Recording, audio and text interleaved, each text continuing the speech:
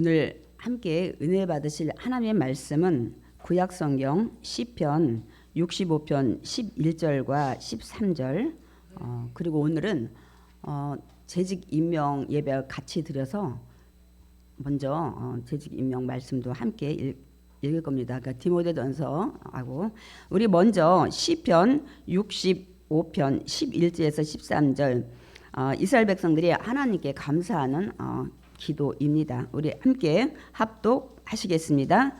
주의 은택으로 한 해를 관씌우시니 주의 길에는 기름 방울이 떨어지며 들의 초장에도 떨어지니 작은 산들이 기쁨으로 띠를 띄었나이다. 초장은 양떼로 옷 입었고 골짜기는 곡식으로 덮였음에 그들이 다 즐거이 외치고 또 노래하나이다. 아멘. 이어서 우리 또 임직예배 말씀 보겠습니다. 이번에는 신약성경 디모데전서 6장 11절에서 12절 말씀이 되겠습니다. 디모데전서 6장 11절 제가 가진 성경 340페이지가 되겠습니다.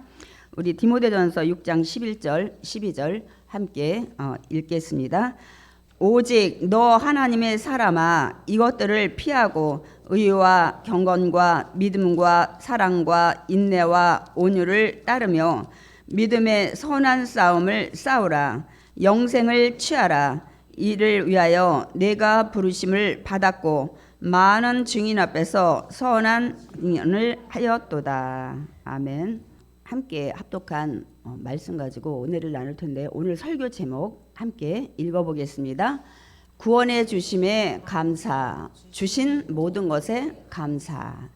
이런 주제로 함께 은혜를 나누고자 합니다.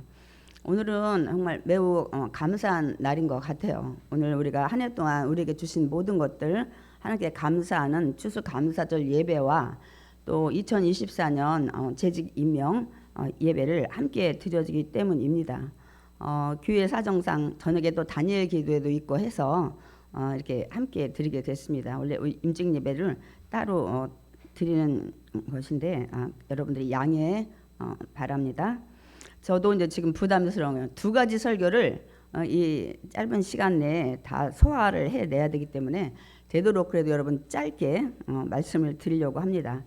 우리 이제 매년 추수감사절이 되면 그 유래를 살펴보게 되는데요. 왜 우리가 추수감사절을 이렇게 드려야 되는지. 근데 보통 우리가 많은 분들이 생각할 때는 영국 청교도들이 그 아메리카 지금의 미국 대륙에 도착해서 첫 해 그 수확을 하나님 앞에 감사하며 드린 예배가 이제 기원이 됐다 이렇게들 많이 알고 계십니다.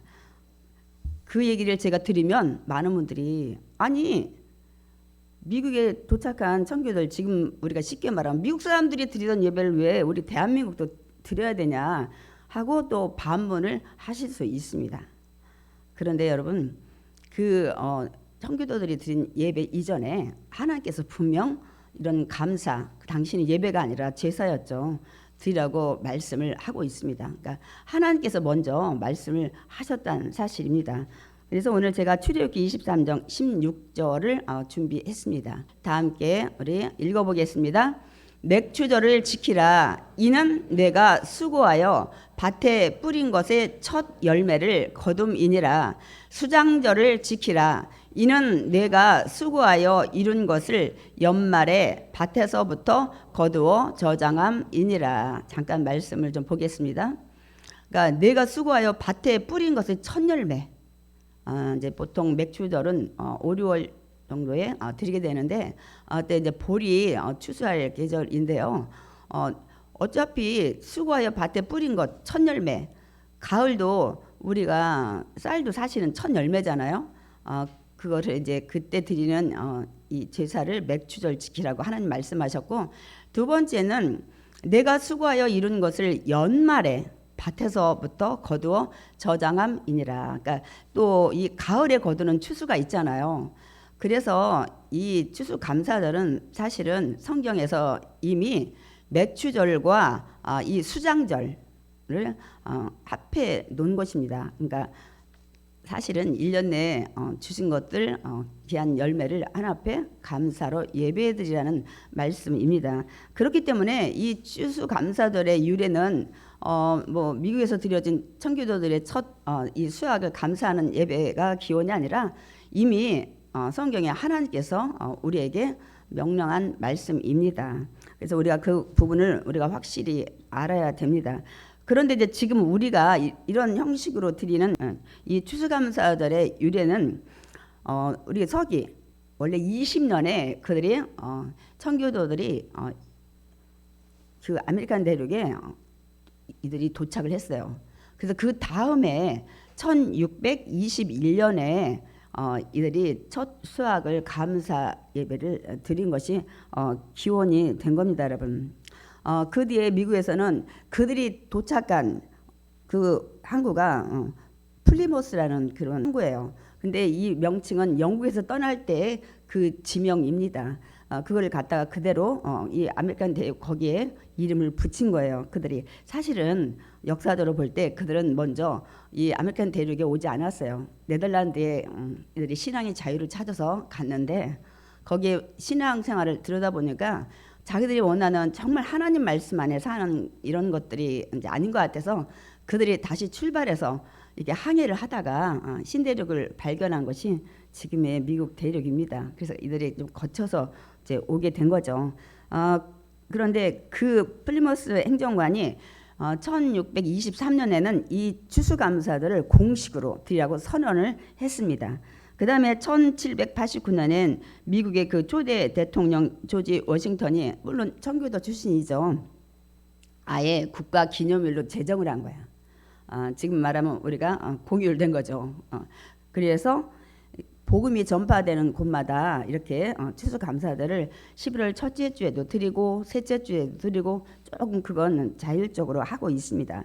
이래서 우리가 원래 성경에서 근원이 됐다는 사실이에요.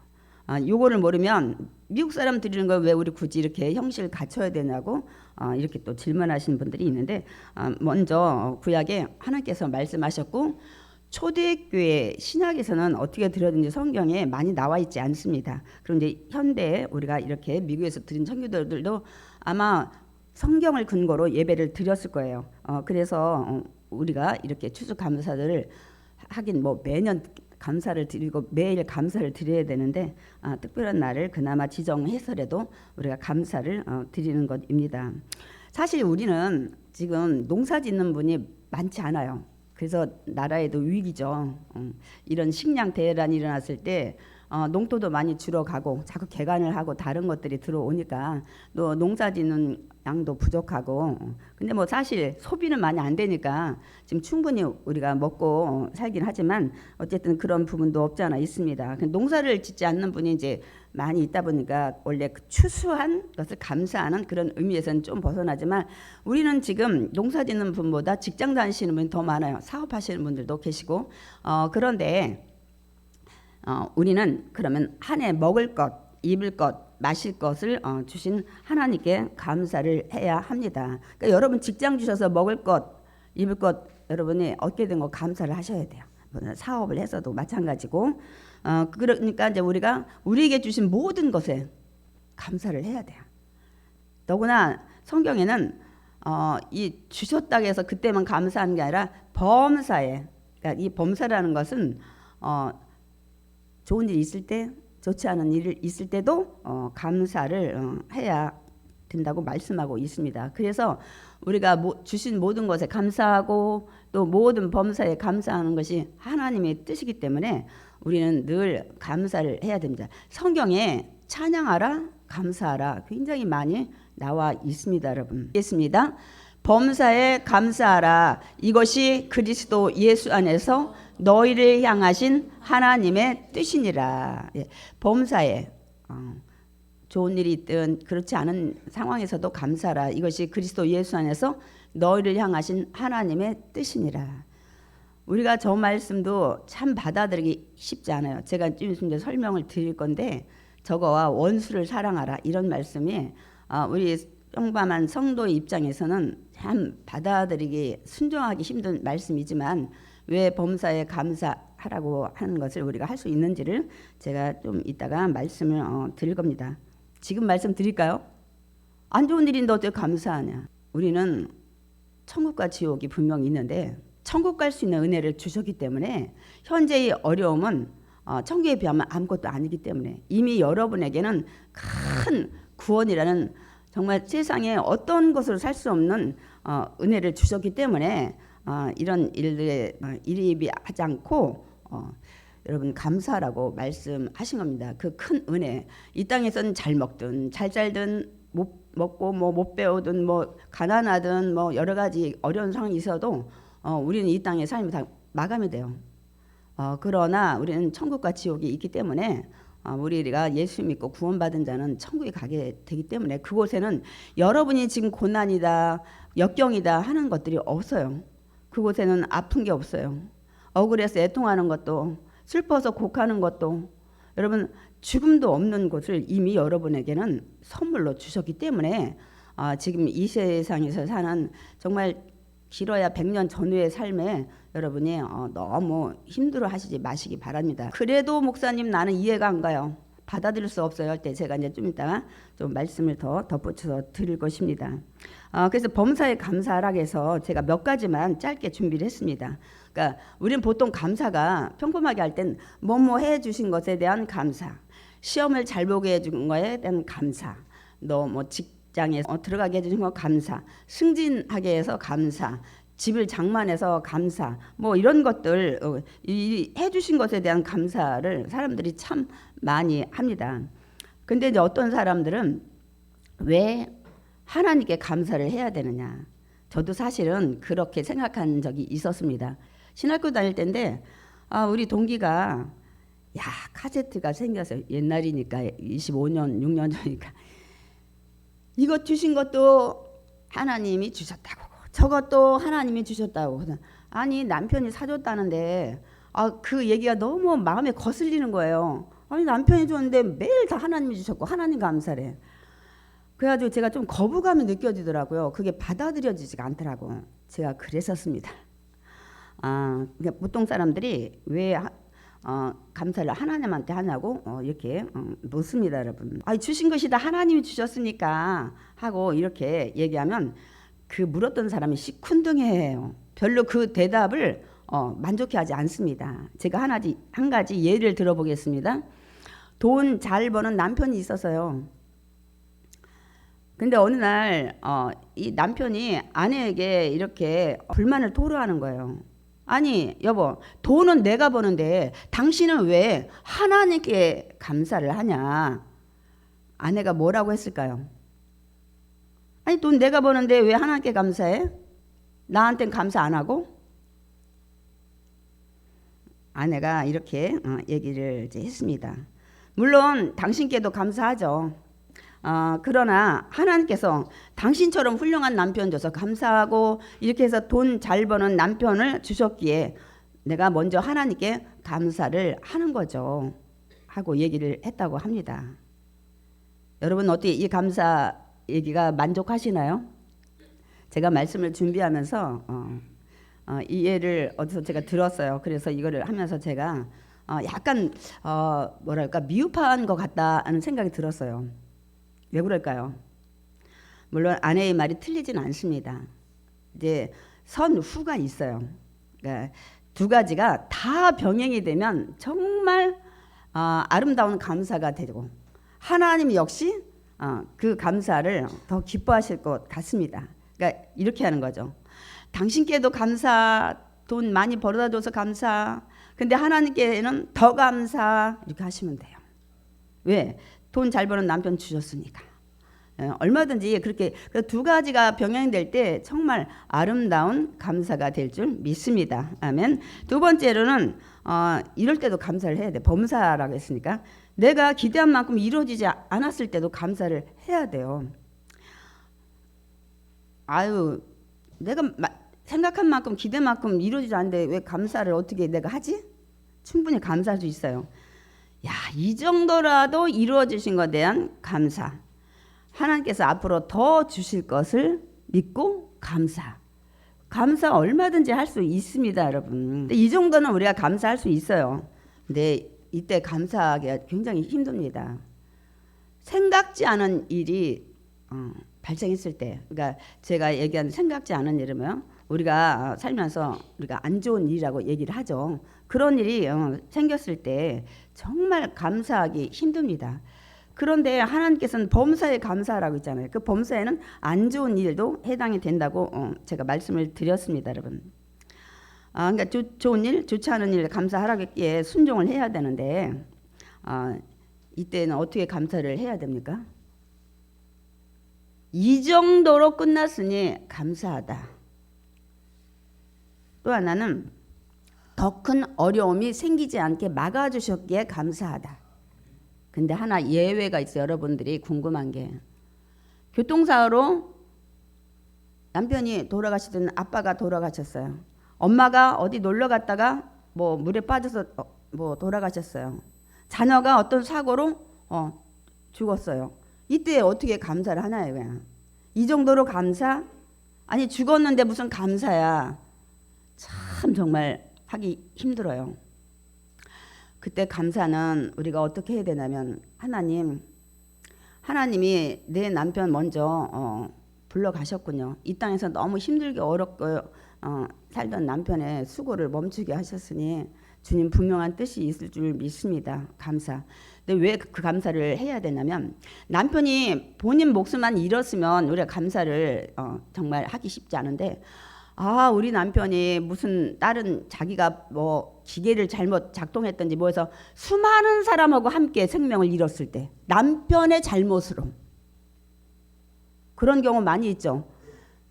운전기사나 선장이나 어디 기계를 잘못해서 공장에 불이 났다든지 해서 많은 피해와 많은 생명을 잃은 경우 많이 있습니다. 하나님, 이 정도만 해도 감사를 드립니다. 물론 남편 데려가고 아내 데려가고 자녀 데려간 거 우리가 인정하기가 쉽지 않지만, 여러분이 이렇게 생각을 조금만 바꾸면, 그리고 저 천국이 이 땅에서 고통이 없는 것이라는 것을 여러분이 마음에 새긴다면 할 수는 있는데 당장은 힘들어요. 당분간은 마음이 힘듭니다. 그래서 우리가 위로를 해드려야 돼요. 그거를 인지하거나 그런 것들이 좀 있는 시간들이 필요합니다. 그렇게 여러분이 돌려야 돼요. 우리 자녀 앞으로 인생 살아갈 길이 많은데 하나님 너무 보고 싶어요. 근데 먼저 데려가셨네요. 하나님 분명한 뜻이 있을 줄 믿습니다. 그래서 이렇게 믿는 사람들은 자녀 대신 자녀를 돌보는 일들을 많이 하죠. 어떤 일이 있을 때 그 대신 내가 그 역할까지 한다고 하면서 이렇게 살아가는 사람들이 있어요. 신앙으로 이기는 사람들이 있습니다. 어차피 천국 가면 다 우리가 만나게 됩니다, 여러분. 그러니까 그 신앙이 확실한 사람은 감사의 조건을 찾는데, 천국이 있다, 지옥이 있다 이런 게 개념이 없고 믿음이 없는 사람은 내내 원망하고 불평하다가 나중에 우울증 오고, 뭐 요새는 나이 드신 분의 어떤 그런 이런 자극받으면 치매 여러 가지 이런 것도 오기도 하더라고요. 그래서 이런 것들에 대해서 우리가 이렇게 생각을 바꾸고, 당분간은 안 돼요. 금방 그 자리에서 이런 감사는 나오지 않지만 어느 정도 시간이 지나면 분명한 뜻과 섭리가 있을 거야. 이렇게, 왜냐하면 우리 생사는 하나님이 주관하시기 때문입니다. 저 같은 경우도 부모님을 양쪽 사실 조실부모였잖아요. 엄마는 초등학교 3학년 때 10살 때, 아버지는 중3 때. 굉장히 많이 힘들었죠. 제가 여러분한테 좀 무슨 얘기해도 막 눈물이 막 고여서 제가 어떤 고생을 했는지. 입학식 때 교복 마칠 때 아무도 없었어요. 도시락을 제가 싸가지고 다니고, 저는 물김치는 물을 많이 넣고 하는 김치인 줄 알았어요.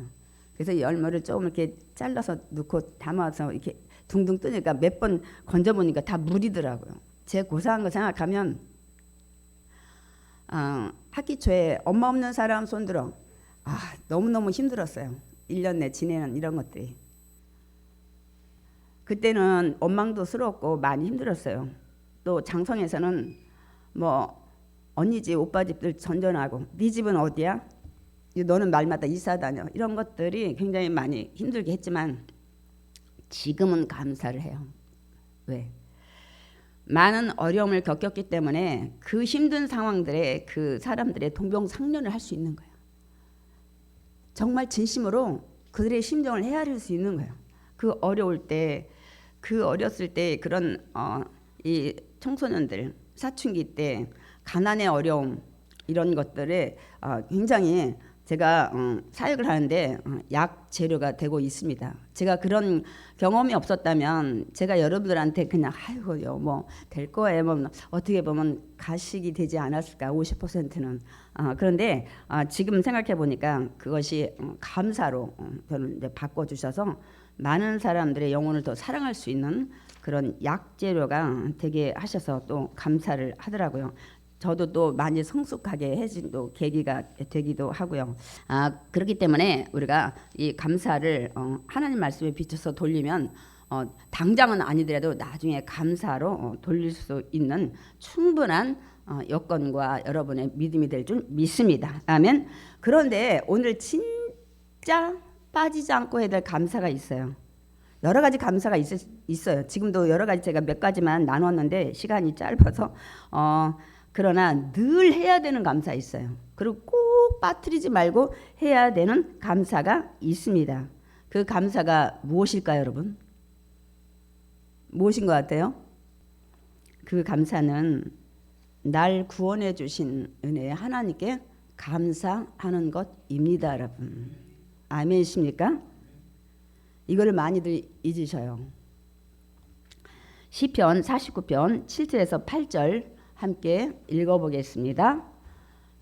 아무도 자기 형제를 구원하지 못하며 그를 위한 속전을 하나님께 바치도록 못할 것은 그들의 생명을 속량하는 값이 너무 엄청나서 영원히 마련하지 못할 것임이니라. 잠깐 말씀 보겠습니다. 시편 49편에는 자기 형제 구원하는 거에 비유로 말씀을 하셨어요. 정말 내가 먼저 믿고 그를 정말 위해서 그 죄의 값을 속전을 하나님께 바치고 구원을 시키고 싶은데 성경은 이렇게 얘기하고 있어요. 그들의 생명을 속량하는 값이 그들의 죄를 속량하는 값이 너무 엄청나서 영원히 마련하지 못할 것이라는 거예요. 여러분 세상의 것으로는 구원 얻지 못합니다. 우리 어린이 찬송가에 보면 뭐 예뻐도 못 가요, 뭐 지혜로도 못 가요, 마음 착해도 못 가요 이런 찬양이 있듯이 예수님이 나 위에 십자가에 죽으시고 부활하셨다는 사실 믿지 않으면 절대로 영원히 천국에서 사는 영생은 여러분 얻을 수가 없습니다. 그러니까 세상에서 속량하는 값으로는 영원히 마련하지 못할 것임이니라. 오직 예수 그리스도 이름으로. 여러분에게 돈 가져라고도 안 해요. 많이 배워야 구원받는다고도 안 해요. 뭐 여러 가지 명예와 권력이 있어야 그 사람만 천국 간다고 얘기를 하지 않습니다, 여러분. 그러니까 세상 것으로는 여러분 영원히 마련하지 못할 것을 여러분이 예수 그리스도 이름 하나 가지고 여러분이 구원받고 천국 가는 영생하는 그런 은혜를 누렸기 때문에 그 은혜는 절대로 여러분이 잊지 마시기 바랍니다. 늘 여러분 그걸 가지고 계셔야 돼요. 신앙생활을 우리 주님 앞에 서는 날까지. 그래서 오늘 이제 추수감사절에 그 날 구원해 주신 그 하나님께 우리가 감사하는 이 또 절기가 됐으면 좋겠고요. 또 한 해 동안 먹여 주시고 또 입혀 주시고 그뿐만 아니라 보호해 주시고 인도해 주셔서 오늘 이 자리에 나의 된 것처럼 불러 주신 그 은혜에 감사하는 날이 되시길 바랍니다. 아멘. 그런데 구원해 주신 것에 대한 감사도 너무 감사한데 오늘도 귀한 하나님 나라의 직분까지 받게 되시는 분들이 계십니다. 그래서 오늘 권사 한 분, 안수 집사 한 분, 서리 집사 세 분이 임명을 받게 됩니다. 그러니까 이분들은 하나님 나라에 하나님께서 또 일꾼으로 세워 주십니다. 그러니까 여러분 하나님은 하나님의 일을 하시는데 무엇을 통해서 일하실까요? 하나님은 돈으로 일을 하지 않습니다. 하나님은 하나님의 일을 하시는데 사람을 통해서 일을 하십니다. 아멘이십니까? 그래서 하나님은 사람을 세우십니다. 예를 들어볼까요? 구약에 보면 모세가 그 애굽 지금의 이집트에서 이스라엘 백성들을 출애굽시킬 때 보통 200만, 300만을 추정을 하는데요.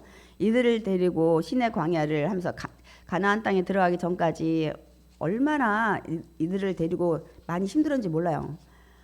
200만, 300만이 먹을 것 때문에 싸우고 화장실 때문에 싸우고 잠잘 것 때문에 싸우고 도둑질하고 막 이렇게 했을 거 아니에요, 여러분.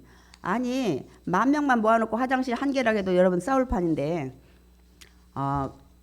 그리고 이런 싸움이 잦아지고 억울한 일 뭐 이런 것들 많이 생기잖아요.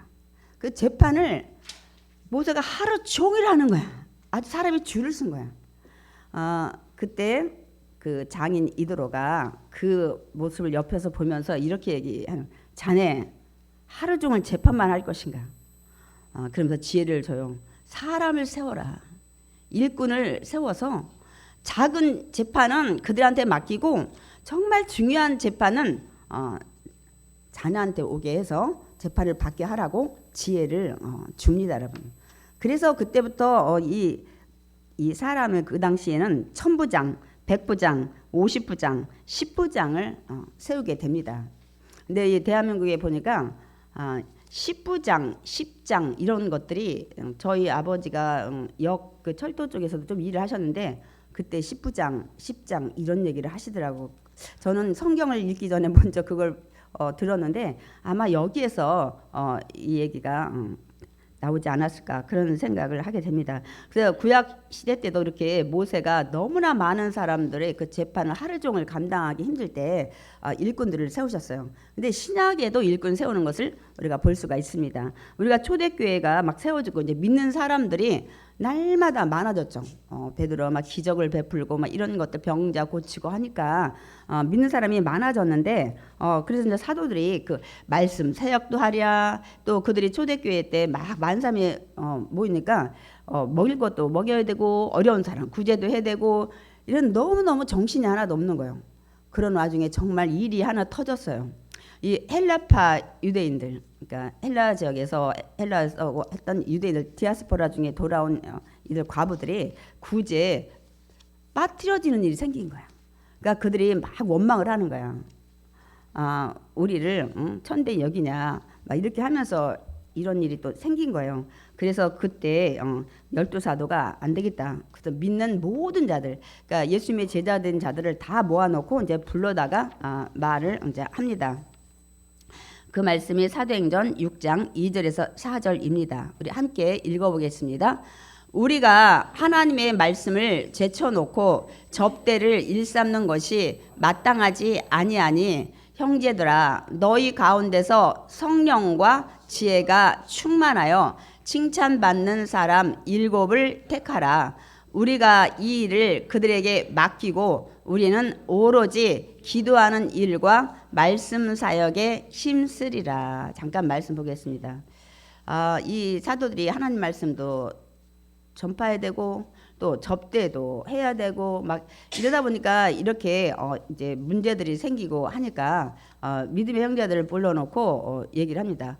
성령 지혜 충만하고 많은 사람한테 본이 되고 기감이 되는 칭찬받는 사람 7을 택하라 해서 그때 7 집사가 세워집니다. 스데반, 여러분 잘 아는 빌립 집사, 이런. 우리가 이 일을 그들에게 맡기고 우리는 오로지 기도하는 일과 말씀 사역에 힘쓰리라. 그러니까 사실 지금의 목회자들은 말씀 준비만도 많이 힘들어요. 말씀 준비할 때 기도는 당연히 따라오는 거고 교회를 위해서 성도를 위해서 늘 그 일만 하기도 너무 저도 바쁜 것 같아요. 제 능력이 부족한지는 모르겠지만 나머지 일들을 그래서 부교육자나 또 여러분들이 또 이제 함께 나눠주는데요. 그래서 그때도 이 얘기를 합니다. 그러니까 우리는 오로지 기도하는 일과 말씀 사역에 힘쓰겠으니 너희들이 이 일할 일꾼을 7을 택해달라고 얘기를 하는 겁니다. 그래서 오늘 우리가 디모데전서 제가 6장을 읽었는데 오늘 이렇게 얘기했어요. 오직 너 하나님의 사람아. 제가 여기에 그 포인트를 줬습니다. 여러분은 오직 하나님이 부르신 자녀들이십니다. 아멘. 오늘 2부 때도 타 교회에서 여기 장사하시는 분이 예배를 드리고 갔어요. 그래서 본교회 오늘 못 가셨나니까 일하는 날이라 못 갔다고 하는데 제가 그래서 아, 그래요? 어차피 천국 가면 교단과 교파도 없으니까 다 한 가족이니까 뭐 여기서 예배 드린 거 하나님 기억하시겠죠. 이렇게 말씀을 드렸습니다. 사실 그렇습니다. 우리는 다 하나님의 자녀예요. 교단과 교파는 사람이 만들어 놓은 거예요. 초대교회 때 교단 교파 없었습니다. 갈수록 나눠지고 떡 때문에 싸워서 나눠지고 뭐 때문에 나눠지고 이렇게 된 거기 때문에 그건 하나님이 보시기에 그리 아름답지 않을 것 같아요. 그래서 저는 이제 이 말씀 드리고 싶습니다.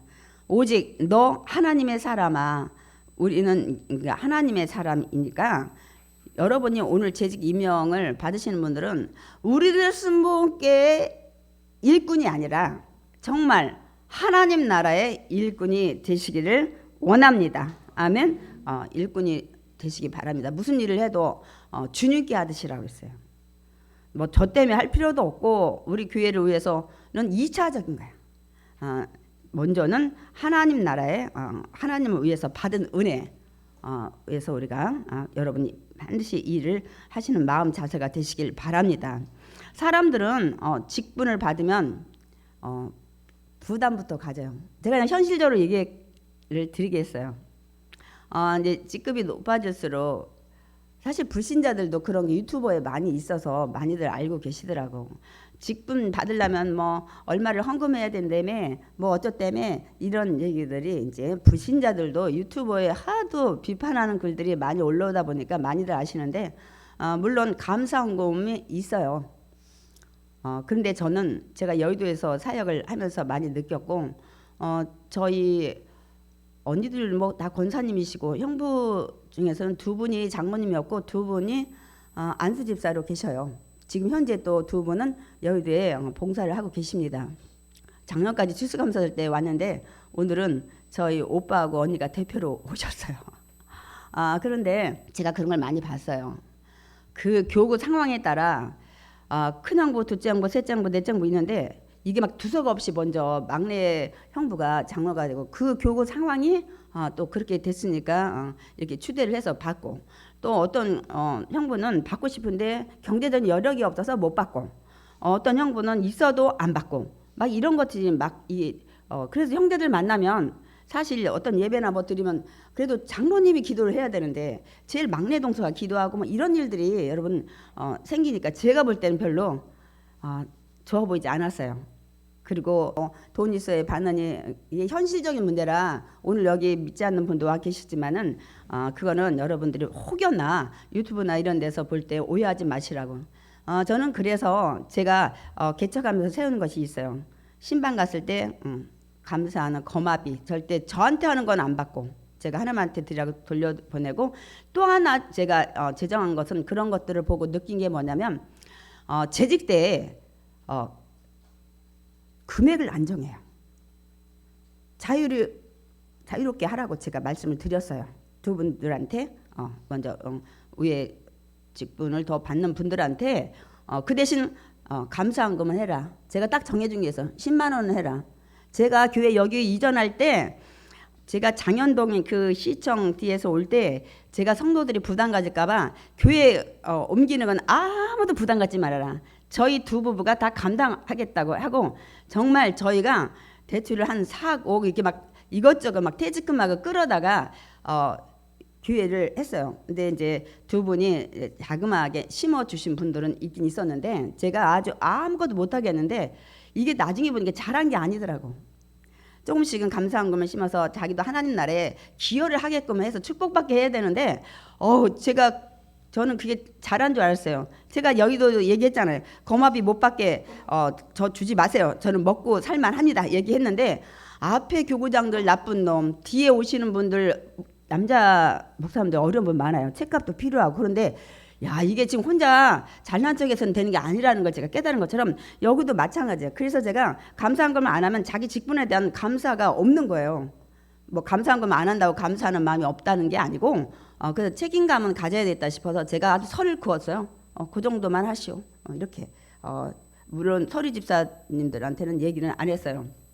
그렇기 때문에 이거는 자유롭게 하시면 돼. 이거는 그 바뀌어야 된다고 생각해요. 어느 교단이든 교파든. 그 다음에 직분 받았으니까 나 일해야 되는 거 아니야. 막 어깨가 무거운 분들이 있어.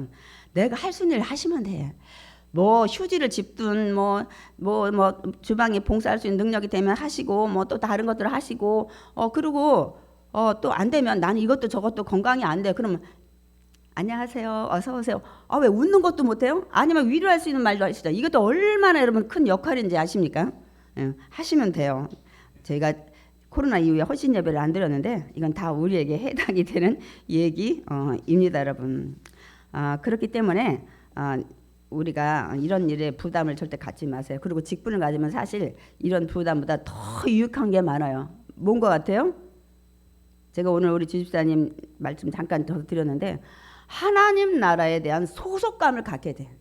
평신도가 소속감이 없다는 게 아니라 난 정말 이제 하나님 나라의 일꾼이 됐다. 성도가 됐다는 이 자부심이 은근히 갖게 된다니까요.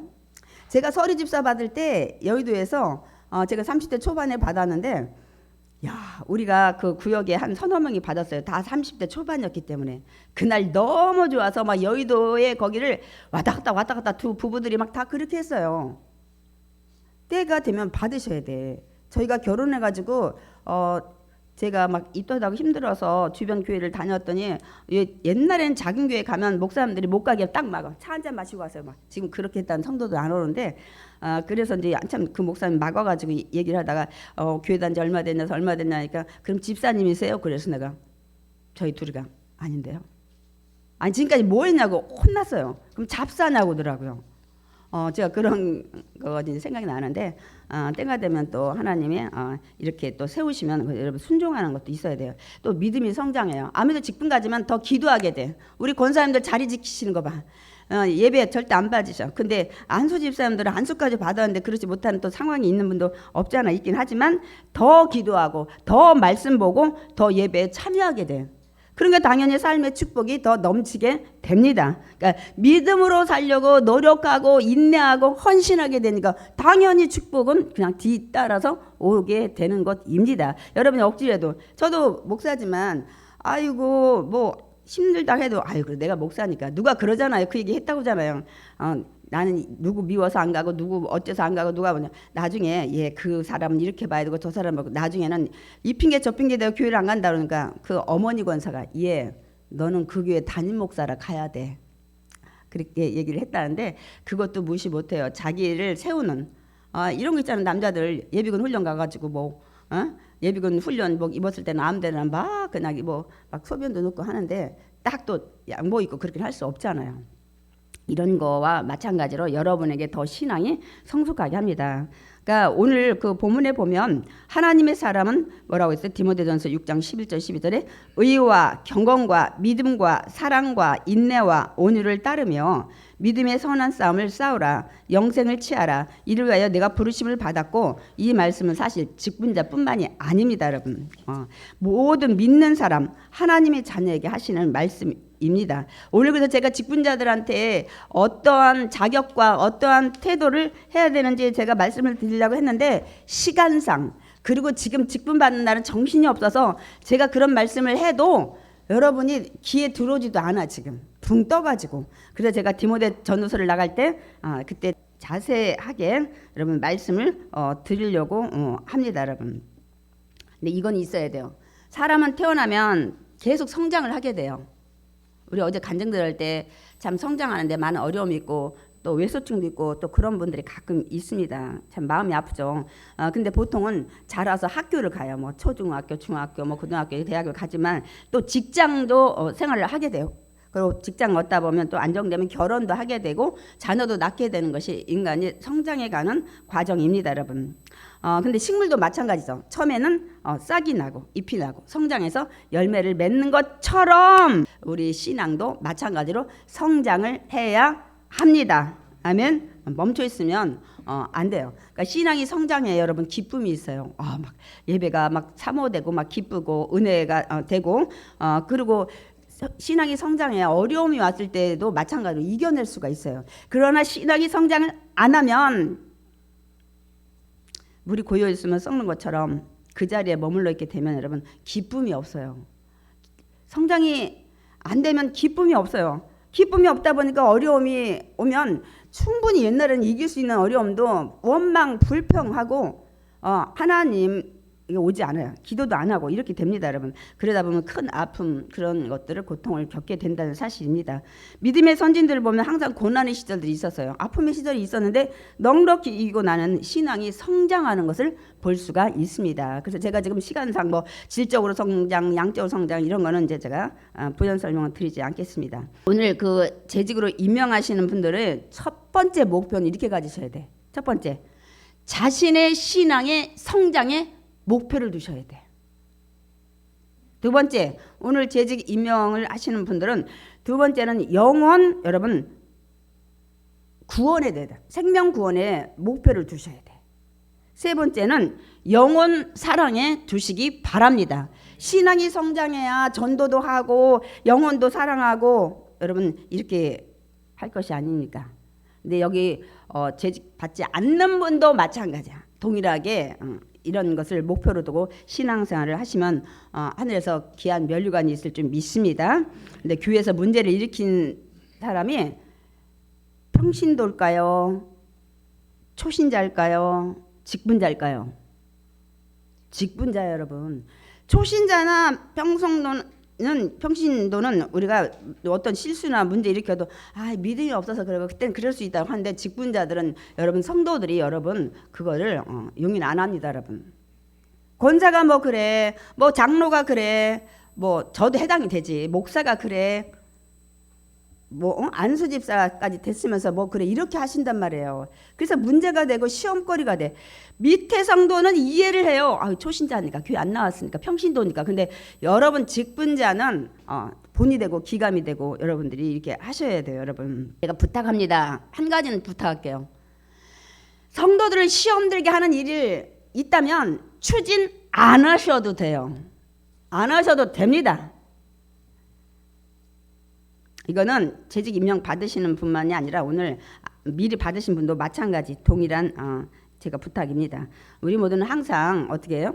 자신의 그 신앙이 성숙해야 되고 영혼 구원과 영혼 사랑에 힘써야 합니다. 그걸 하나님께서 믿음의 자녀들에게 가장 원하시고 기뻐하시는 일이기 때문입니다. 아멘.